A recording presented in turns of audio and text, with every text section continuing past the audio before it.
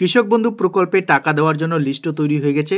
এই টাকা আপনারা কবে নাগাদ পাবেন সমস্ত কিছুই আপনারা এক এক করে জানতে পারবেন এই প্রতিবেদনের মাধ্যমে। তো ভিডিওটা প্রথম থেকে শেষ পর্যন্ত দেখলে সমস্ত কিছুই আপনারা বুঝতে পারবেন। তো চলুন বন্ধুরা ভিডিওটাকে শুরু করা যাক। দেখুন, এই সংক্রান্ত আপডেটে বলা হচ্ছে রাজ্যের 1,07,00,000 কৃষকের ব্যাংকের অ্যাকাউন্টে মোট 29,000 কোটি টাকা দিতে চলেছে মমতা বন্দ্যোপাধ্যায় সরকার। কৃষক বন্ধু প্রকল্পের অধীনে আর কিছুদিনের মধ্যেই এই টাকা পাঠানো শুরু হবে।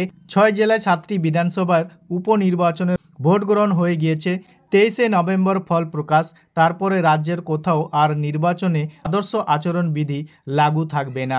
এই অবস্থায় বিভিন্ন প্রকল্পের সুবিধা সাধারণ মানুষের কাছে পৌঁছে দিতে তোড়জোড় শুরু হয়েছে নবান্নের অন্দরে। সেই সূত্রেই আর কয়েকদিনের মধ্যেই কৃষক বন্ধু প্রকল্পে টাকা ছাড়ার সিদ্ধান্ত হয়েছে।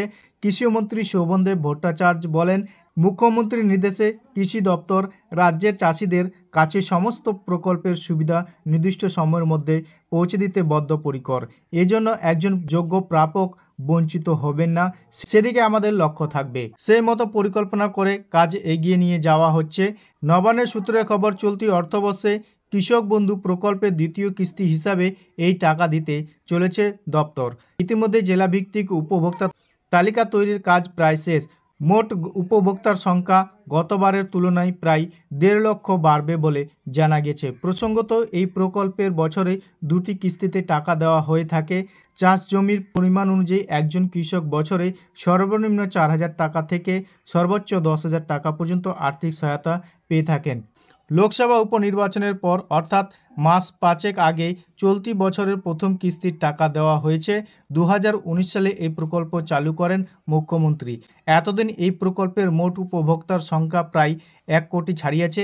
এই সময়ে বাংলার শস্য বীমা প্রকল্পে চালু করে রাজ্য সরকার। সম্প্রতি ডানা ঘূর্ণিঝড় ও প্রাকৃতিক দুর্যোগের কারণে কৃষিকাজের ব্যাপক ক্ষয়ক্ষতি হয়েছে। বহু কৃষিজমি জলের তলায় চলে গিয়েছে।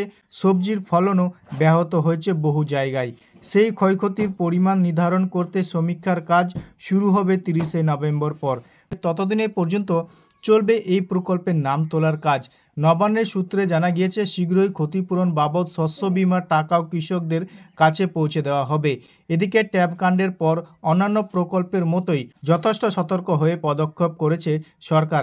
এক্ষেত্রে যাতে কোনো কারচুপি বা বিভ্রান্তি না থাকে সেদিকে কড়া নজর রাখছেন দপ্তর কর্তারা।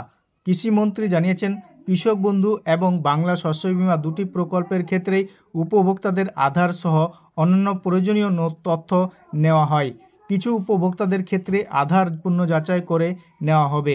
তো আপনারা কিন্তু খুব শীঘ্রই এই প্রকল্পের টাকা পেতে চান। এই